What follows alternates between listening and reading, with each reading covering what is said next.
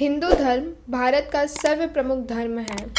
इसमें पवित्र 16 संस्कार संपन्न किए जाते हैं। हिंदू धर्म की प्राचीनता एवं विशालता के कारण ही उसे सनातन धर्म भी कहा जाता है। मनुष्य के जन्म से लेकर मृत्यु तक पवित्र 16 संस्कार संपन्न किए जाते हैं। पहला, गर्भाधान। हमारे शास्त्रों में मान्य 16 संस्कारों में गर्भाधान पहला है। गृहस्थी जीवन में प्रवेश के उपरांत प्रथम कर्तव्य के रूप में इस संस्कार को मान्यता दी गई है। गृहस्थी जीवन का प्रमुख उद्देश्य श्रेष्ठ संतानोत्पत्ति है।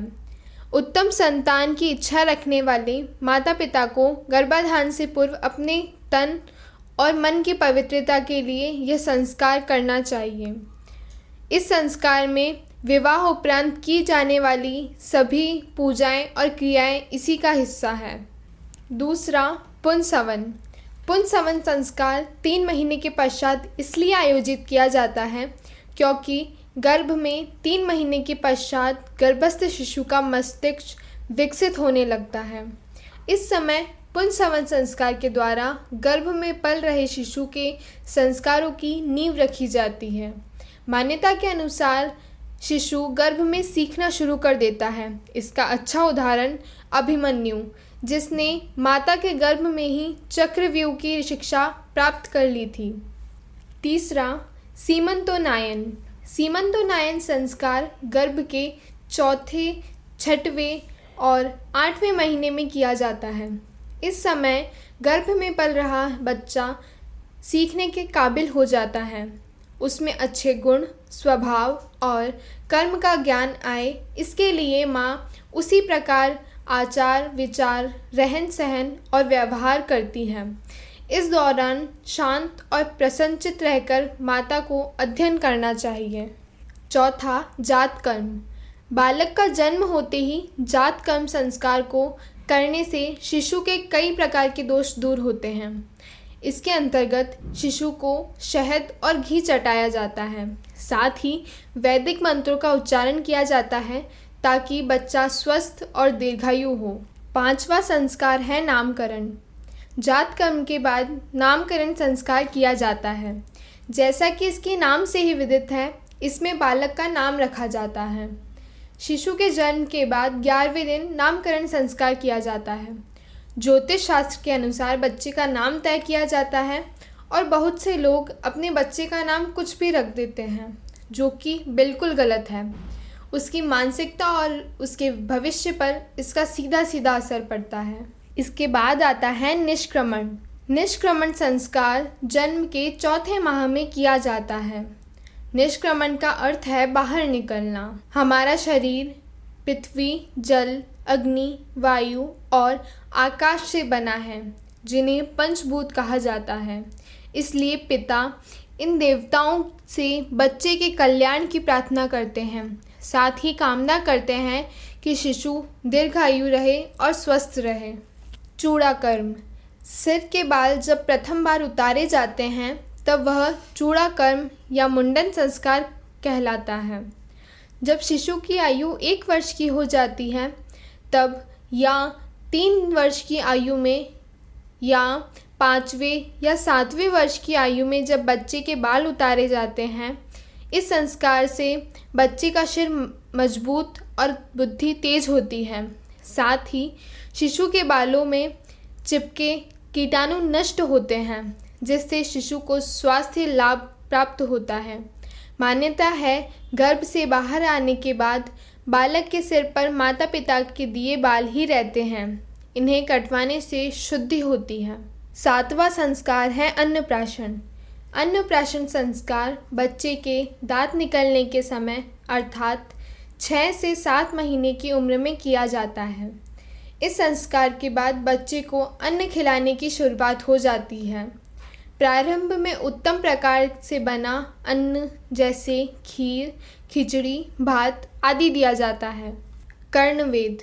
इस संस्कार का अर्थ है कान को छेदना। इसके 5 कारण हैं। 1. आभूषण पहनना। कान में छेद से ज्योतिषानुसार राहु और केतु के बुरे प्रभाव बंद हो जाते हैं। तीसरा, इसे एक्यूप्रेशर पॉइंट माना जाता है। इससे मस्तिष्क तक जाने वाली नसों का रक्त प्रवाह अच्छा होता है। चौथा, इससे श्रवण शक्ति बढ़ती है और कई रोगों की रोकथाम होती है। और पांचवा, इससे यौन इंद्रियां पुष्ट होती हैं। यज्ञोपवीत संस्कार। यज्ञोपवीत संस्कार को उपनयन या जनेऊ संस्कार भी कहते हैं। प्रत्येक हिंदुओं को यह संस्कार कराना चाहिए। अप यानी पास और नयन यानी ले जाना। गुरु के पास ले जाने का अर्थ है उपनयन संस्कार। आज भी यह परंपरा है। जनेऊ यानी यज्ञोपवीत के 3 सूत्र होते हैं। ये 3 देवता ब्रह्मा, विष्णु, महेश के प्रतीक हैं। इस संस्कार से शिशु को बल, ऊर्जा, तेज प्राप्त होता है। साथ ही उसमें आध्यात्मिक भाव जागृत होता है। विद्या आरंभ संस्कार। जब बालक की आयु शिक्षा ग्रहण करने योग्य हो जाए तब उसका विद्या आरंभ संस्कार कराया जाता है। इस संस्कार के द्वारा बालक को अक्षर ज्ञान, विषयों के ज्ञान के साथ साथ श्रेष्ठ जीवन के सूत्रों का भी बोध और अभ्यास कराया जाता है। अगला है वेदारंभ संस्कार। इसके अंतर्गत व्यक्ति को वेदों का ज्ञान कराया जाता है। केशांत संस्कार यानी बालों का अंत या उन्हें समाप्त करना। विद्या अध्ययन से पूर्व भी केशांत संस्कार कराया जाता है। शिक्षा प्राप्ति से पहले शुद्धि जरूरी है। प्राचीन काल में गुरुकुल से शिक्षा प्राप्ति के बाद भी केशांत संस्कार कराया जाता था। समावर्तन। समावर्तन संस्कार अर्थ है फिर से लौटना।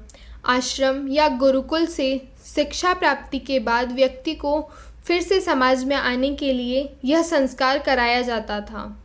इसका आशय है ब्रह्मचारी व्यक्ति को मनोवैज्ञानिक रूप से जीवन के संघर्षों के लिए तैयार किया जाना। विवाह। उचित उम्र में विवाह करना ज़रूरी है। विवाह संस्कार सर्वाधिक महत्वपूर्ण संस्कार माना जाता है। इसके अंतर्गत वर और वधू दोनों साथ रहकर धर्म के पालन का संकल्प लेते हुए विवाह करते हैं। विवाह के द्वारा सृष्टि के विकास में योगदान ही नहीं बल्कि व्यक्ति के आध्यात्मिक और मानसिक विकास के लिए भी यह ज़रूरी है। इसी संस्कार से व्यक्ति पितृ ऋण से भी मुक्त होता है। अंतिम संस्कार है अंत्येष्टि संस्कार। हिंदुओं में किसी की मृत्यु हो जाने पर उसके मृत शरीर को वेदोक्त रीति से चिता में जलाने की प्रक्रिया को अंत्येष्टि संस्कार कहा जाता है। यह हिंदू मान्यता के अनुसार 16 संस्कारों में से एक है।